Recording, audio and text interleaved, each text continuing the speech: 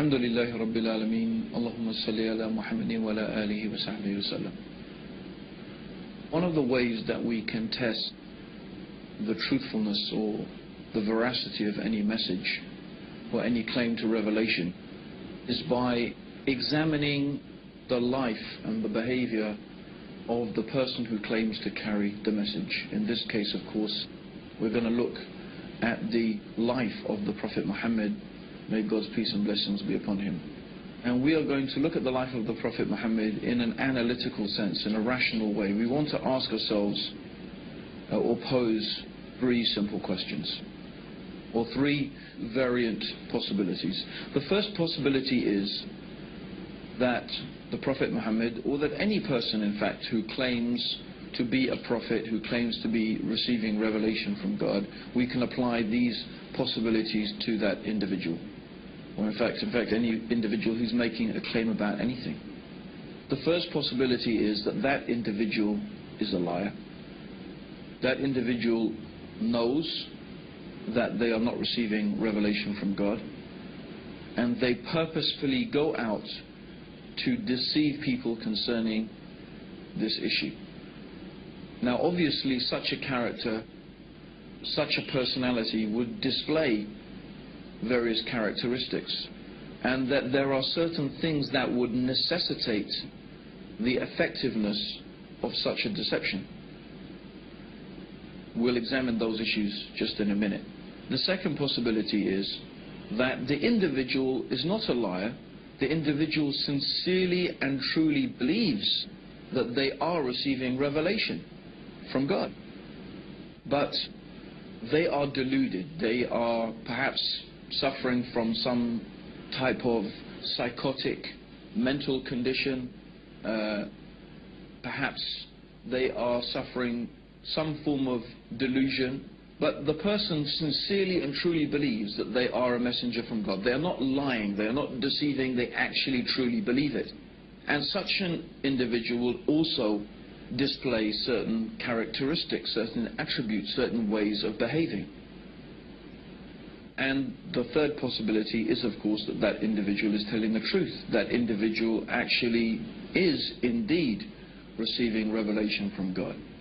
What we want to do is apply this analytical approach to the Prophet Muhammad.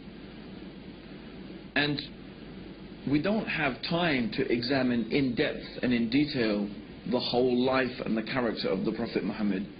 So what we want to do today very briefly is begin by discussing what the opponents of Islam have said in their arguments about the Prophet Muhammad. Now, being opponents of Islam, of course, they are not prepared to accept the third alternative, that Muhammad, may God's peace and blessings be upon him, was a prophet. So they have to find some other explanation. They have to come to some other conclusion as to why Islam is the way it is. How did the information in the Quran come to be the way it is? How do we explain the behavior and the life and the teachings of Prophet Muhammad and the whole of Islam? Since they can't accept that he is a prophet of God, they must find an alternative explanation. Now, one of the oldest polemicists against Islam was a man called John of Damascus. John of Damascus was a monk who wrote some of the first actual written attacks against the Prophet Muhammad. Of course, in the life of Prophet Muhammad, he suffered many attacks and many insults and many abuses by the Quraysh. But this was the first constructed attack against the Prophet Muhammad, and even these writings exist today. And John of Damascus posited the argument that Muhammad had invented Islam. He was a liar. The whole thing was contrived, the whole thing was invented.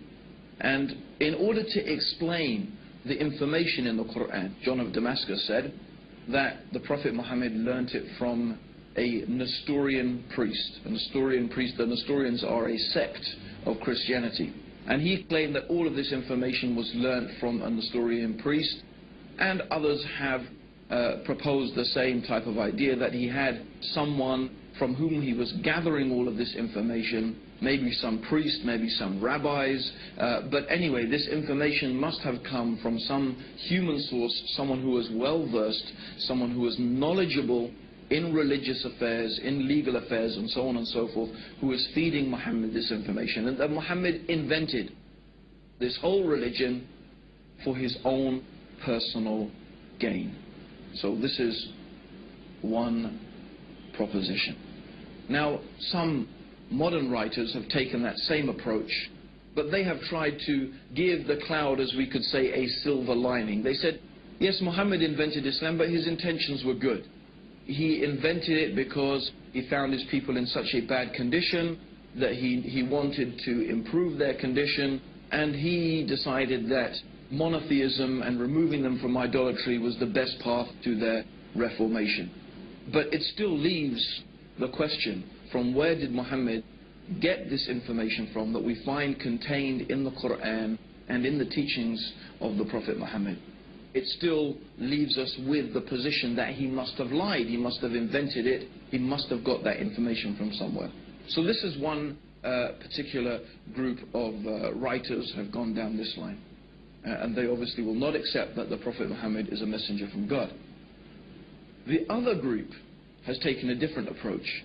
They examined the life of Prophet Muhammad, and they said that, well, everything we can see about this man, from his character, from his personality, from the way that he behaved, from his personal characteristics that he displayed to his wives, to his companions, and so on and so forth, shows that this man genuinely believed that he was a messenger of God, because he did not behave in the manner and with the characteristics of a liar. In fact, as we have previously mentioned, he was known amongst his people for his truthfulness, his trustworthiness, and his honesty. One of the nicknames that the pagan Arabs had given to Prophet Muhammad before he claimed prophethood was Al-Amin. And Al-Amin means in Arabic the truthful and the trustworthy. He was well known amongst them for his honesty, his truthfulness in his dealings, and his sincerity. And these characteristics the Prophet Muhammad continued to display throughout all of his life. And so they said, well, the Prophet Muhammad manifested this apparent and obvious sincerity and truthfulness. We don't find duplicity in his character. We don't find deceitfulness in his character. So they said, no, we cannot accept that the Prophet Muhammad was a liar. Therefore, we believe that he was deluded. He was suffering from some psychotic condition, some form of epilepsy, some neurosis that made him believe that he was a prophet, but he was a very sincere individual, although concerning the issue of being a prophet of God, of course, we don't accept that. This is what they claim.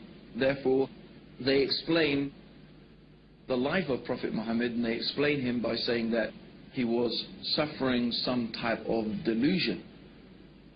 Now, what is interesting is when we bring both of these two ways of describing or explanation for the life of Prophet Muhammad together, when we bring them together, we are left with a problem. And the problem is this, is these two different ways of examining the life of Prophet Muhammad actually contradict each other.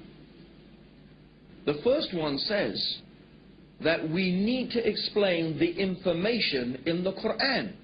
We need to explain its deep knowledge of theology, of philosophy, of law, of religion, of history, of science, and all of these things are manifest and clear in the Quran.